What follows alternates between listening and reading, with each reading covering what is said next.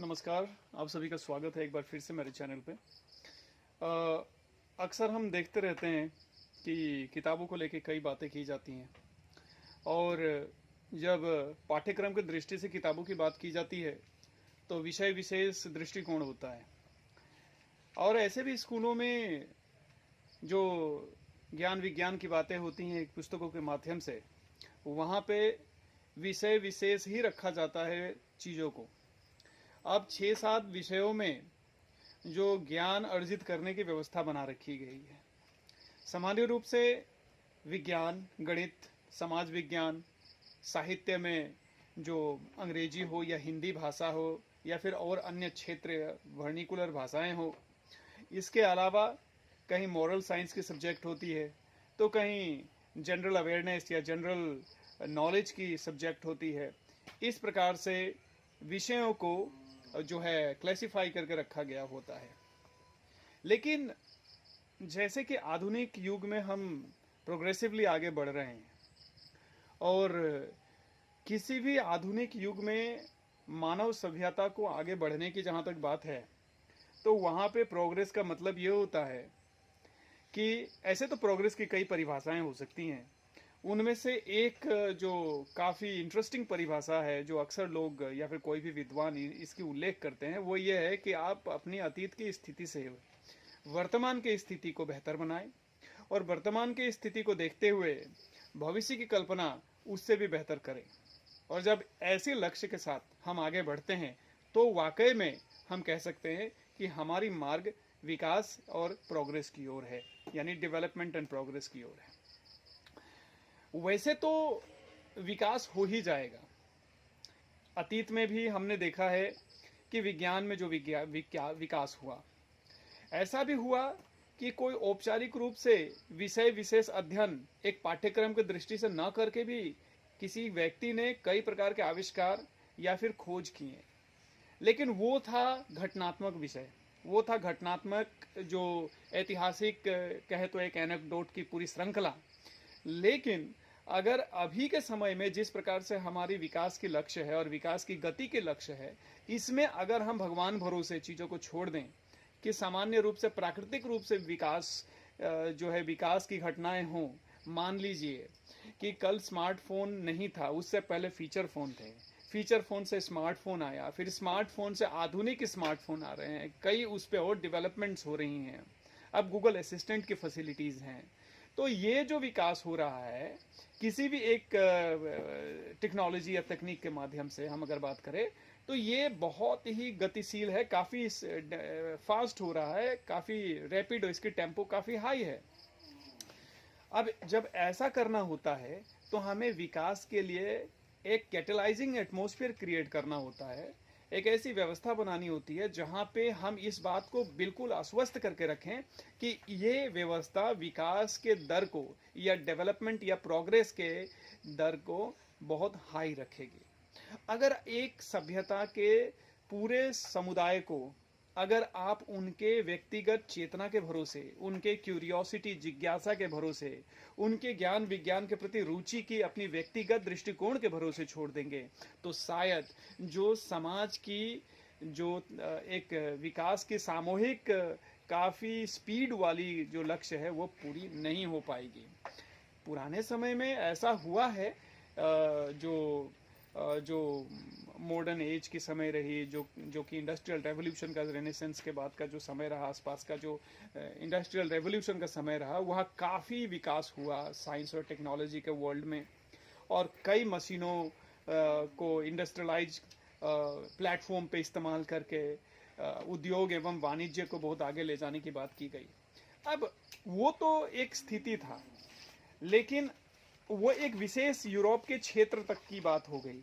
लेकिन अगर अभी के समय में चाहे वो कोई देश डेमोक्रेटिक हो, लोकतांत्रिक हो या ना हो, लेकिन हर एक देश की लक्ष्य अपनी है कि अपनी स्थिति को सुधारे और अपने देश को विकसित देश के रूप में जो है आगे लाके वो रखें। अब ऐसे में आखिर में ऐसी कौन सी एक जो आम व्यवस्था है जो देखी जा रही है जिसके माध्यम से हर देश उस लक्ष्य को प्राप्त करना चाहते हैं, तो यह है शिक्षा। शिक्षा हमारे को सामूहिक रूप से समग्र रूप से कॉम्प्रिहेंसिवली हर तरीके से विकसित बनाने में मदद करती है। शिक्षा के माध्यम से विज्ञान एवं तकनीक की विकास होगी, टेक्नोलॉजी की बात होगी, साथ ही में समाज की जो सामाजिक रहन सहन की वृद्धि की बात होगी, और संस्कृति कला इसकी उन्नति की बात होगी, और वो उसे उन्नत यानी इनरिच बनाने की बात की जाएगी।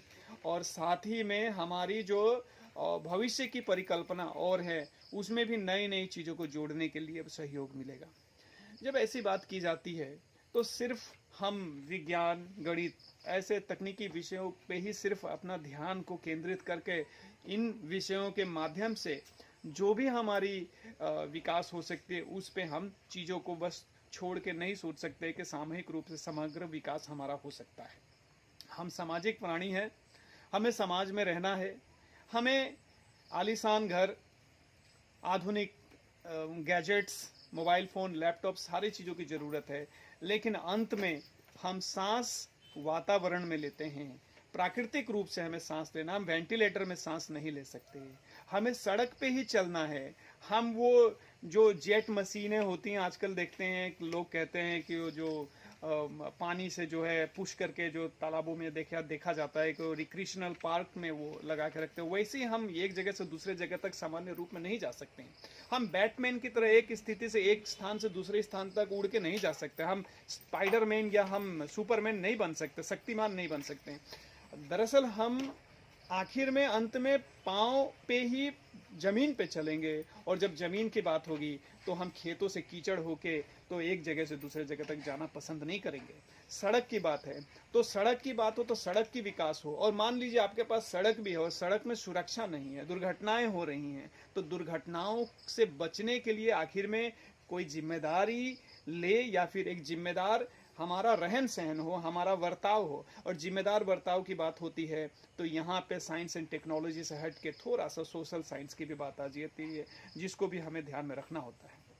अब मान लीजिए आपके पास सड़क है, आपके पास बेहतरीन सड़कें हैं, आपके पास बिजली की व्यवस्थाएं हैं, आपके पास पानी की जो है सोशल सर्विस है, आपके पास जितनी भी बेसिक व्यवस्थाएं हैं उसको सरकार ने मुहैया करवा रखा है, आपके पास अच्छे आलीशान मार्केट्स हैं, लेकिन आपके पास इतना ज्ञान नहीं है, सामाजिक ज्ञान नहीं है कि सड़क में चलते वक्त आप किस प्रकार से चलें, और आपके जो मूवमेंट हो वो जिम्मेदारी भरा हो, जिस मूवमेंट के कारण दूसरे चलने वाले चालक जो हैं उनको परेशानी ना हो। कभी कभी हम दूसरे चालकों के कारण भी अपने को दुर्घटना का शिकार होते हुए पा सकते हैं, या फिर हमारी जो है लापरवाही के कारण दूसरे दुर्घटना का शिकार हो सकते हैं। यही नहीं, आज देखिए 75-76 साल से ज़्यादा हो गया हमें आज़ाद होता हुआ, और इसके बावजूद भी आखिर कौन सा हमारा यह मानसिकता दयनीय है, या आखिर हमारे को ऐसा कौन सा कष्ट है कि हम जानते हुए भी कई कूड़े कचड़ों को जहां मन करे वहां फेंक देते हैं, अक्सर देखते हैं। ये बिल्कुल संभव है। आखिर में रिक्रिएशन के नाम पे कई प्रकार के अनावश्यक चीज़ों के सेवन के जो है सेहत के लिए विशेष तौर पे काफ़ी हानिकारक है, वैसे चीज़ों के दैनिक सेवन के नाम पे पान मसाला गुटखा ऐसे प्रकार की चीज़ों पे लोग करीबन 100 से 150, 200, 500 रुपये खर्च कर देते हैं। और अगर उन पैसों को इकट्ठा करके अगर डस्टबिन की व्यवस्थाएं घर के बाहर रखी जाएं तो कूड़े कचड़े वहाँ फेंके जाएंगे तो सड़क काफ़ी साफ दिखेगा। अब मान लीजिए कि आदमी सड़क पे चल रहा है, हर जगह तो डस्टबिन को अपने पीठ पे बांध के नहीं चलेगा, लेकिन वहाँ भी जिम्मेदारी पूर्वक अगर जो पैकेज्ड फूड आइटम्स हैं या फिर वस्तुएं हैं उनकी इस्तेमाल सही से कर पाएंगे तो ऐसा होगा कि आलीशान शहर एक आलीशान क्षेत्र से गुजरेगा, वरना ऐसा लगेगा कि कचरे के ढेर के बीच से कहीं ना कहीं एक सड़क आलीशान गुजर रही है, और आलीशान शहरों के अगल बगल में आलीशान घर तो बनेंगे ही, और फिर ऐसा लगेगा कि है तो सब कुछ पर बहुत ही कचरों के बीच में है। और ये समाज विज्ञान में अक्सर हमारे को बताया जाता है कि पर्यावरण के प्रति हम काफ़ी संवेदनशील हों। खैर ये तो बात यहाँ तक हो गई, पर ये चेतना हमारे अंदर आती क्यों नहीं है? हर किसी को मालूम है समाज के प्रति हमारे संवेदनशील होना चाहिए।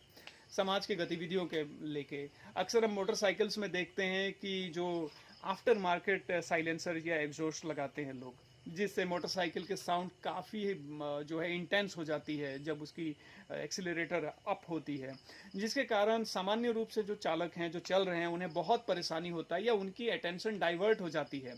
हम कभी कभी एक्सीलरेटर ज़्यादा करके डिस्ट्रैक्ट करता हुआ कई शॉर्ट वीडियोस को भी बनाते हुए लोगों को देखते हैं। अब ये ठीक है, इसके लिए कानूनी प्रावधान है, इसके लिए कानूनी दंड को तय कर रखा गया है, ये आपराधिक घटना एक कदम है। लेकिन क्या वाकई में पुलिस ही इसको लेके कदम उठाए? क्या हम जिम्मेदारी नहीं ले सकते हैं? सड़क पे शरारत करना, मोटरसाइकिल के साउंड को ज़्यादा ब्लो करके करना, ये कोई बहुत बड़ी अच्छी बात तो है नहीं, ये सबको पता है। सड़कों, अब रेलवे स्टेशन पे जो हम अगर गुजर रहे हैं तो वहाँ पे हम पान के जो है लाल धब्बे थूके हुए देखते हैं। अब मान लीजिए, अब अगर इस प्रकार के चीज़ों का सेवन तो विशेष तौर पर लोगों को करना ही नहीं चाहिए, लेकिन अगर कोई कर भी रहे हैं तो उन्हें ऐसा ध्यान रखना चाहिए कि इसको लेके अगर वो डिस्पोज भी करना चाहते हैं अपनी स्पीड को, अपने थूक को, तो उसे कहा करें। अब ये सारी चीज़ें हैं, लेकिन ये हो क्यों नहीं पा रही हैं? शायद ऐसे प्रोफेसर्स भी होंगे, शायद ऐसे एजुकेशन से जुड़े हुए कई बड़े बड़े लोग भी होंगे जो इस तरह के काम करते होंगे, और वो दिल से ना करते हुए वो आदत में पड़ चुकी है, वो उनकी आदत से बाहर नहीं निकल रही है। लेकिन ये आदत इतनी मजबूर भरी क्यों हो चुकी है, मजबूरी भरी? क्योंकि बचपन से हमारी रणनीतिक आवश्यकताओं और रणनीतिक लक्ष्यों में डिसिप्लिन बहुत कम है। डिसिप्लिन का मतलब ही होता है लक्ष्य आधारित। हमारे समाज में ऐसा देखा जाता है कि डिसिप्लिन अगर है तो लक्ष्य आधारित। अब मान लीजिए आप किताब अगर पढ़ रहे हैं सुबह शाम, तो आप परीक्षा, आपको 10th का देना है, आप पढ़ रहे हैं अच्छे से, तो लोग बहुत खुश होंगे, लोग कहेंगे हाँ भाई बहुत डिसिप्लिन बच्चा है, बहुत अच्छा है, बहुत बढ़िया से पढ़ रहा है। अब उस बच्चे की बोर्ड एग्जाम कल समाप्त हो गई सपोज, उसके बाद आज भी वो बच्चा पागलों की तरह फिर एक गत्था किताब लेके बैठ गया। अब यहाँ पे वही डिसिप्लिन के प्रशंसक लोग कहेंगे अरे भाई अब क्या भाई, ये क्या चल रहा है तुम्हारा? तो कह रहे नहीं मैं पढ़ रहा हूँ, मुझे अच्छा लग रहा है। तो लोग बोले, उन्हें अटपटा सा लगा। तो जो डिसिप्लिन प्रैक्टिस करने वाले लोग हैं उनको भी एक असहजता का जो है वातावरण लगता है कि डिसिप्लिन भी शायद किसी शर्तों के साथ रहे तो अच्छा लगे। कोई स्कूल का कैंपस हो तब ना साफ सुथरा रहेंगे तो अच्छा लगेगा। ये तो सड़क है, सड़क किसकी है भाई? सड़क पता नहीं किसकी है, हम तो चल रहे हैं।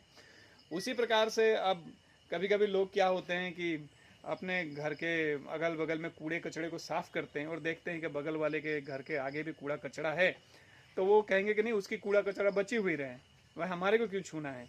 लेकिन उसे ये तो अलग बात है कि आपके घर में आगे कूड़ा कचड़ा कोई पड़ा हुआ है और दूसरे के कूड़े कचड़े के कारण आपके घर की शोभा खराब लग रही है, तो आप उसे हटा दे तो क्या समस्या है, ये सुख तो आपका होगा।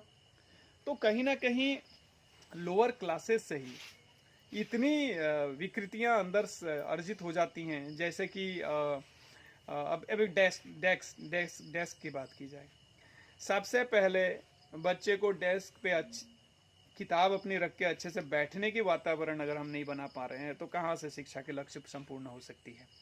पेंसिल एक ले लेना है और डेस्क पर रगड़ते रहना है जब तक कि डेस्क पूरा खराब ना हो जाए, ठीक है।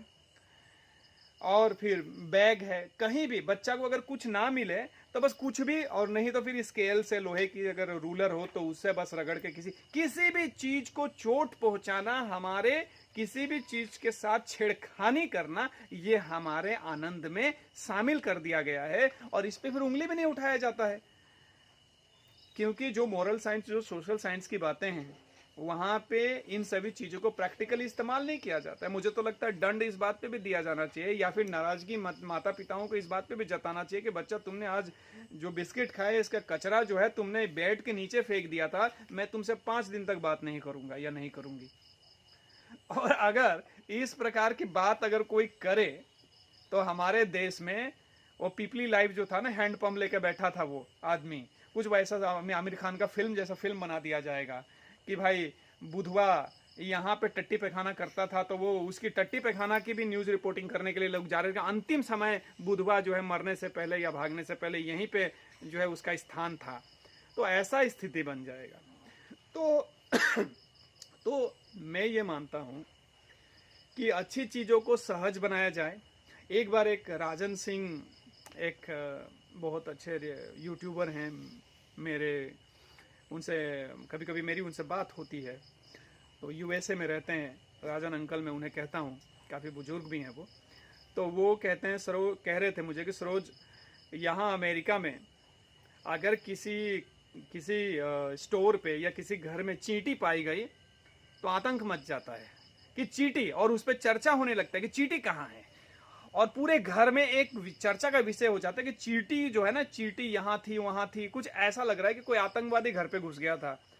तो इतना वो हाइजीन को लेके, सैनिटेशन को लेके इतना विशेष ध्यान रखते हैं वो। तो हमारे देश में तो भाई चींटी तो चीनी में आती है और चली जाती है, और फिर हम वो बनते रहता है। तो ये मैं क्रिटिसिज्म नहीं कर रहा हूँ, हकीकत की बात कर रहा हूँ। हम अपने परंपरा को ना भूलें, हम डिसिप्लिन रहें, और साथ में हमेशा इस बात को ध्यान रखें कि एजुकेशन का मतलब बड़ा इंजीनियर बनना ही सिर्फ नहीं होता है, या कोई डॉक्टर बन जाना, या कोई बड़ा मंत्री संतरी बन जाना। एजुकेशन का मतलब ये होता है कि हम एक ऐसे समाज का हिस्सा बने जहाँ पे समाज के उन्नति के लिए, प्रोग्रेस के लिए कुछ ऐसा करें जहाँ पे लगे कि हाँ, हमारा देश भी आगे की ओर बढ़ रहा है, हमारा समाज आगे की ओर बढ़ रहा है। और ऐसा कुछ करने के लिए छोटे छोटे कदम भी बहुत ज़्यादा काम कर सकते हैं। Thank you.